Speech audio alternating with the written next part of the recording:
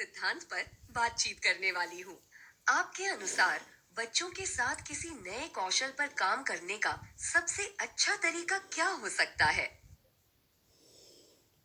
इस वीडियो में आज हम इसी पर विस्तार से बात करेंगे कि नए कौशल या गतिविधि पर काम करते समय आप सभी को किन चरणों का पालन करना चाहिए और क्यों।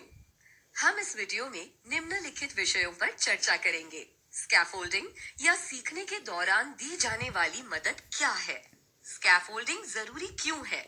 स्कैफोल्डिंग रणनीति का उपयोग प्रभावी ढंग से शिक्षण प्रक्रिया में कैसे किया जा सकता है?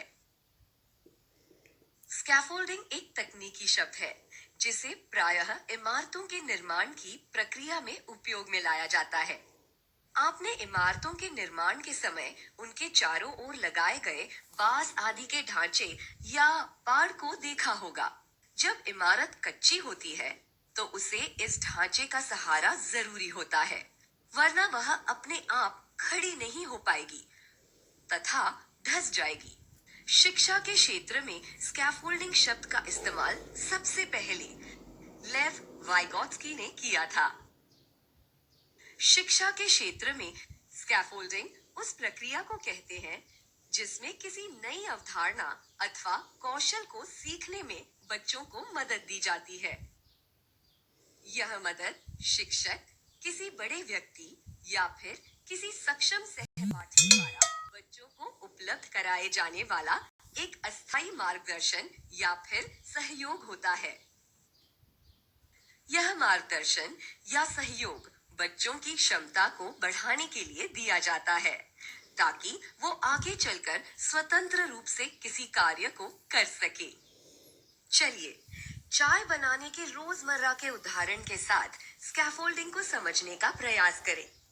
अगर आपको अपने घर के किसी बच्चे को चाय बनाना सिखाना हो तो आप किस विकल्प को आदर्श मानकर उसके साथ चाय बनाने की प्रक्रिया पर कार्य करेंगे?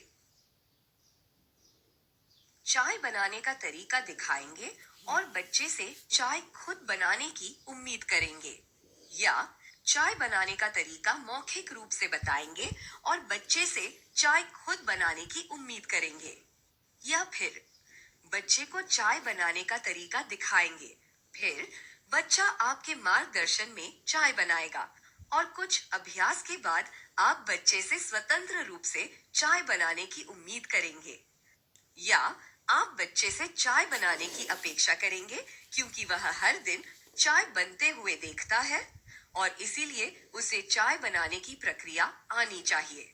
तीसरा विकल्प सही उत्तर है। क्या आप कुछ गतिविधियों के बारे में सोच सकते हैं जो आपने कक्षा शिक्षण के दौरान की हो या देखी हो, जहां बच्चों को स्कैफोल्डिंग प्रदान किया गया था? चलिए एक उदाहरण के द्वारा समझें कि स्कैफोल्डिंग रणनीति का उपयोग हम भाषा की कक्षा में कैसे कर सकते हैं। हम कक्षा में व्यवस्थित तरीके से पठन पर कार्य कुछ इस तरह कर सकते हैं। पहले हम पाठ का आदर्श वाचन करते हैं, जिसके अंतर्गत हम पाठ को पूरे हाव भाव, उतार चढ़ाव, सटीक उच्चारण एवं धारा प्रवाह के साथ पढ़ते हैं। इसके बाद हम बच्चों के साथ साथ पढ़ते हैं और उनका ध्यान कठिन शब्दों पर एवं उच्चारण के सही तरीके पर भी आकर्षित करते हैं। इसके अगले पड़ाव में बच्चे सक्रिय रूप से छोटे समूहों में या जोड़ों में बारी बारी से पढ़ रहे होते हैं और शिक्षक बच्चों के पढ़ने का अवलोकन करते हैं और नियमित रूप से बच्चों की मदद करते हैं। अंत में बच्चों को स्वतंत्र रूप से पढ़ने को कहा जाता है और यह अपेक्षा की जाती है कि वे बिना किसी की मदद के पढ़ सकें। इसी तरह सभी विषयों पर कार्य करने के दौरान स्कैफोल्डिंग रणनीति को अपनाते हुए कार्य किया जाता है। अब तक की चर्चा से आपको यह अवश्य पता चला होगा कि किसी कौशल पर कार्य करने की शुरुआत में शिक्षक की जिम्मेदारी सबसे ज्यादा होती है और धीरे धीरे बच्चों की जिम्मेदारी बढ़ती है और आखिर में बच्चे स्वतंत्र रूप से किसी कौशल पर कार्य कर पाने में सक्षम हो जाते हैं। कक्षा में प्रभावी ढंग से कार्य करने के लिए बच्चों को सीखने की जिम्मेदारी धीरे धीरे सौंपी जाती है। इसे ग्रेजुअल रिलीज ऑफ रिस्पॉन्सिबिलिटी कहते हैं या संक्षेप में इसे GRR भी कहते हैं। हम GRR को मुख्य रूप से 4 चरणों में देख सकते हैं। इसके तहत सबसे पहले कक्षा में की जाने वाली गतिविधियों को शिक्षक द्वारा किया जाता है। फिर शिक्षक और बच्चों के बीच संयुक्त जिम्मेदारी के अंतर्गत उस गतिविधि को किया जाता है। GRR के अगले चरण में शिक्षक के नियमित एवं निरंतर मार्गदर्शन में बच्चों द्वारा छोटे समूहों में या जोड़ों में गतिविधि की जाती है। और आखिर में बच्चों द्वारा स्वतंत्र रूप से गतिविधि की जाती है। लेकिन इस चरण में अगर बच्चों को थोड़ी मदद की जरूरत हो तो शिक्षक बच्चों का सहयोग अवश्य करते हैं।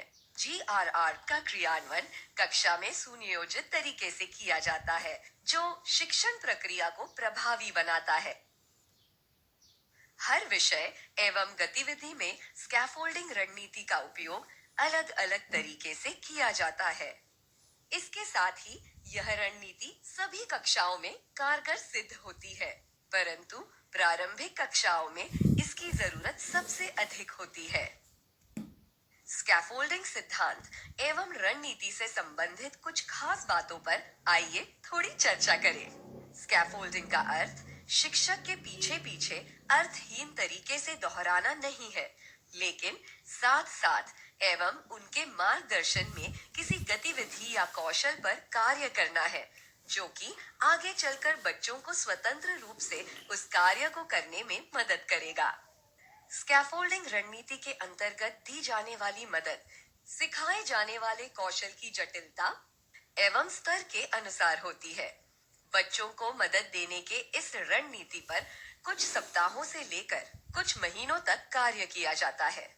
किसी भी कौशल या गतिविधि को सिखाने के शुरुआती दौर में शिक्षक द्वारा एक से ज्यादा बार आदर्श प्रस्तुतिकरण किया जाना उपयोगी माना जाता है। इसके साथ ही बच्चों को सभी कौशल का अभ्यास करने के पर्याप्त मौके मिलने चाहिए, शिक्षक के मार्गदर्शन में एवं स्वतंत्र रूप से भी। यदि आपको बच्चों को कोई वर्ण पहचान एवं उसका लेखन कार्य सिखाना है, तो आप उन्हें किस तरह की स्कैफोल्डिंग प्रदान करेंगे और GRR के विभिन्न चरणों में क्या क्या करेंगे। आशा है कि आप सभी स्कैफोल्डिंग एवं GRR की रणनीति का उपयोग कक्षा के शिक्षण प्रक्रिया को बेहतर बनाने के लिए अवश्य ही करेंगे।